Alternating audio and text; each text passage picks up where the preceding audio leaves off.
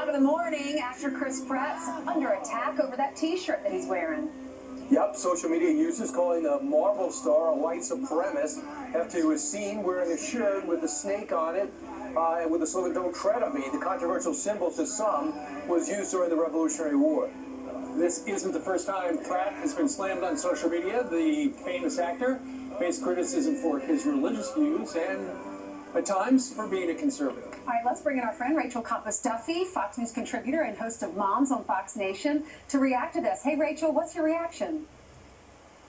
Well, my reaction is that all these protesters need to watch Brian Kilmeade's show on Fox Nation and learn a little bit more about American history. And I don't say that to be funny or just to promote Brian's show, but the truth is the reaction shows they don't understand history, and that our country is not only not teaching our history to young kids and to college kids, but we're losing our whole sense of patriotism and love of country. And that's what should unite us as Americans.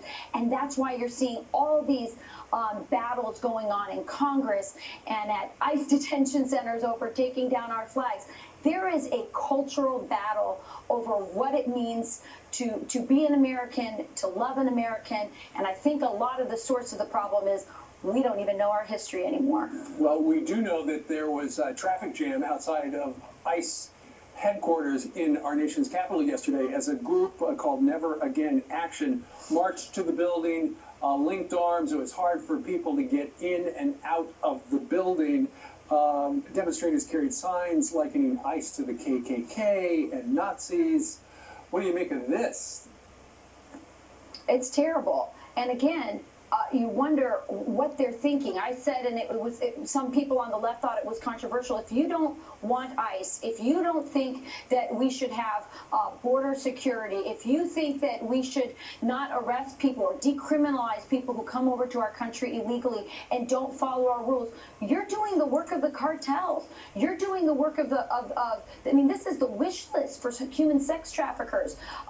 If you want to protect our country, you have to support ICE. You have to support CBP. That doesn't mean you can't call for better conditions, right.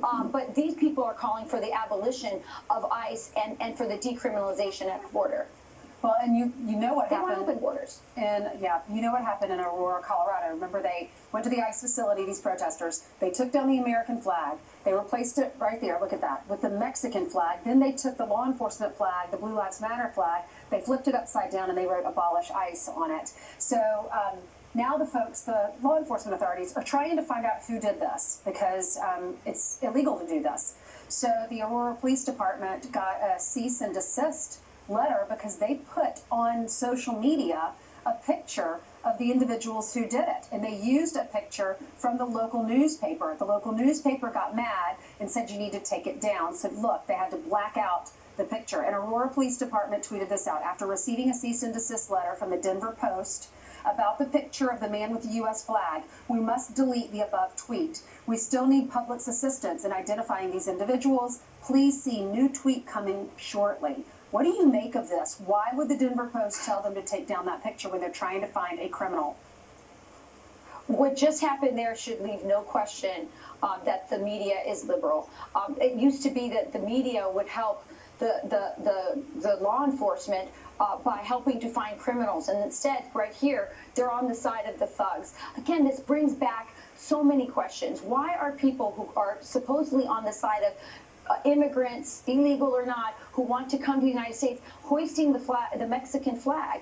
Again, we had President Trump putting out a tweet saying, if you don't love our country, if you're not grateful to be here, then you should leave. If you desecrate our flag, if you put up the Mexican flag instead, you should leave.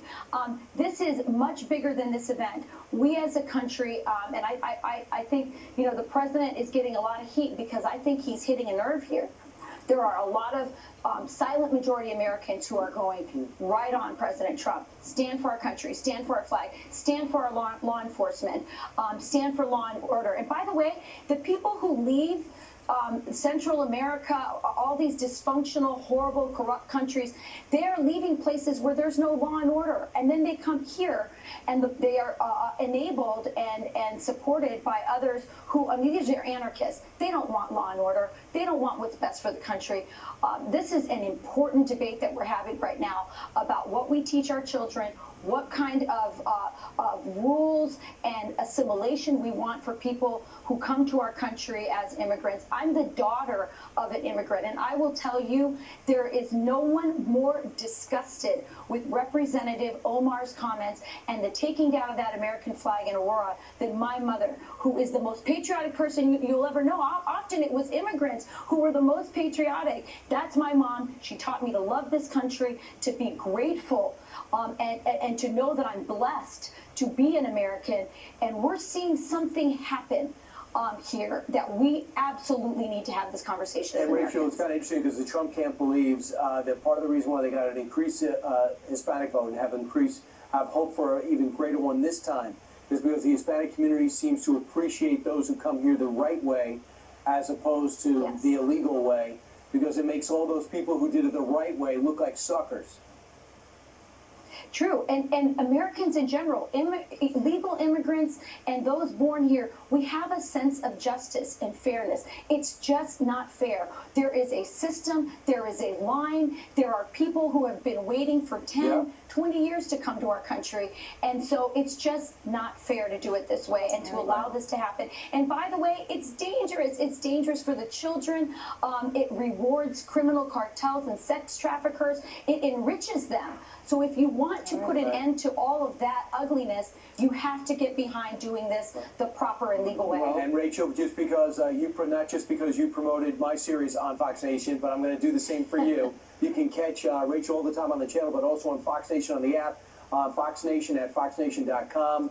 Her series is called Moms, which she knows a lot about. Moms. Yes. You mentioned your mom, you're a mom, and you're having another one soon. So congratulations. Thank you so much. I love your series. Thank you. Thanks, Ainsley. You're welcome. All right. Bye.